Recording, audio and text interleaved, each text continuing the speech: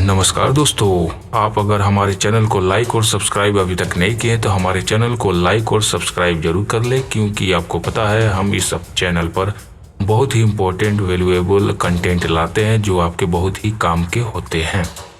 तो दोस्तों, आज के इस वीडियो में मैं बात करने वाला हूँ डोमिसाइल क्या है। इसके ऊपर भी मैं झारखंड में 1932 डोमिसाइल लागू होने पर भी मैंने एक वीडियो बनाया है, तो अब मैं उसको डिफाइन करना चाहता हूँ क्लियरली रूप से। तो सबसे पहले समझते हैं कि डोमिसाइल क्या है। तो दोस्तों, कहा जाता है कि एक व्यक्ति का उस देश में अधिवास होता है। अधिवास मतलब डोमिसाइल होता है जिसमें उसे अपना अस्थायी घर माना जाता है।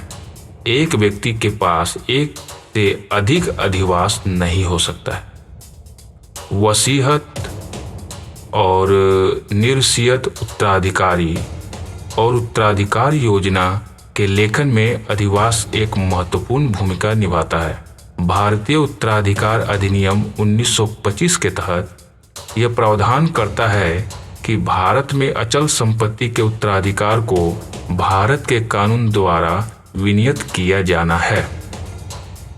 जब भी कोई व्यक्ति अपने निधन के समय में भारत में निवास करता है, किसी भी व्यक्ति की मृत्यु के बाद संपत्ति के वितरण का निर्धारण करते समय अधिवास की अवधारणा महत्वपूर्ण होती है। दोस्तों, और ही डिटेल से समझते हैं अधिवास के बारे में। तो डोमिसाइल वह देश है जिसमें व्यक्ति का अस्थायी निवास होता है। अस्थायी निवास आप सभी समझते हैं, जो परमानेंटली उस जगह पर रहता है उसको अस्थायी निवास बोलते हैं।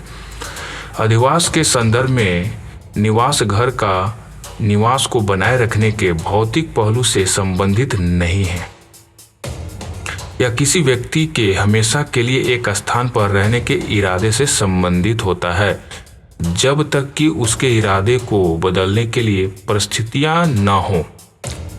इसलिए निवास या घर का रखरखाव अधिवास स्थापित करने का काम नहीं करता है।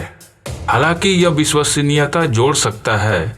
उदाहरण के लिए, यदि कोई भारतीय व्यक्ति रोजगार के उद्देश्य से H-1B वीजा पर अस्थायी रूप से यूएसए चला गया है, तो उसका निवास स्थान भारत बना रहेगा, क्योंकि उस व्यक्ति का अस्थायी निवास अभी भी भारत है। अब बात करें दोस्तों कि जन्म से अधिवास क्या है। तो जन्म या मूल से अधिवास किसी व्यक्ति का अधिवास है जिसे वह जन्म के समय माता पिता से ही प्राप्त करता है।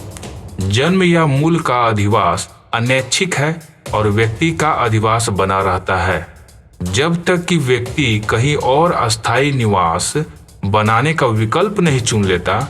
नौकरी या शिक्षा के उद्देश्य से विदेश जाने के लंबे समय बाद भी अधिकांश व्यक्ति अपने अधिवास के रूप में जन्म से अधिवास बनाए रखते हैं। दोस्तों, अब हम लोग बात करेंगे पसंद द्वारा अधिवास कैसा होता है। तो एक व्यक्ति जन्म के अधिवास से भिन्न देश में निश्चित निवास स्थान ग्रहण करके अपनी पसंद से अधिवास ले सकता है। दोस्तों, यहाँ अधिवास का मतलब डोमिसाइल ही है। यदि कोई भारतीय नागरिक H-1B वीजा पर अस्थायी रूप से यूएसए में जाता है, ठीक है, तो भारत लौटने के इरादे से अनिश्चित काल तक यूएसए में रहने के लिए नागरिकता या ग्रीन कार्ड प्राप्त करता है, तो यह कहा जा सकता है कि उसने अपनी पसंद से एक नया अधिवास बनाया है। अधिवास बदलने के लिए व्यक्ति को कृत्यों का घोषणा द्वारा अपने इरादों को साबित करने की आवश्यकता होती है।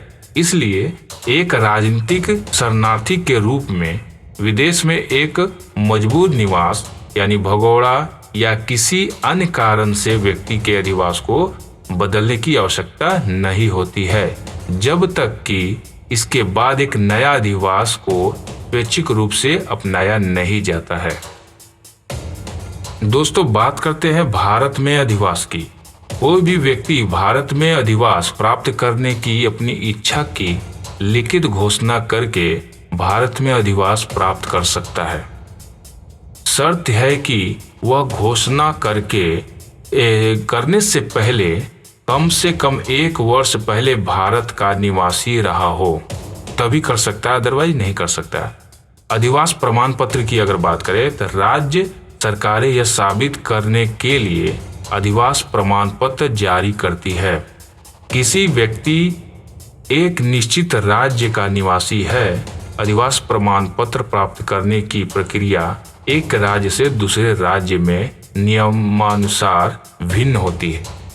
तो दोस्तों, जिन लोगों ने अभी तक हमारे चैनल को लाइक और सब्सक्राइब नहीं किया है तो हमारे चैनल को लाइक और सब्सक्राइब कर ले, क्योंकि अभी इस टॉपिक के ऊपर, अधिवास के ऊपर यानी डोमिसाइल के ऊपर भी 1-2 वीडियो होंगे जो आपको और भी डिटेल से जानकारी मिलेगी कि किस किस राज्य में किस किस तरह से प्रमाण पत्र को लागू किया जाता है अधिवास के लिए। तो दोस्तों, हमारे वीडियो में बने रहें और आप महत्वपूर्ण जानकारियों को प्राप्त करते रहें। धन्यवाद।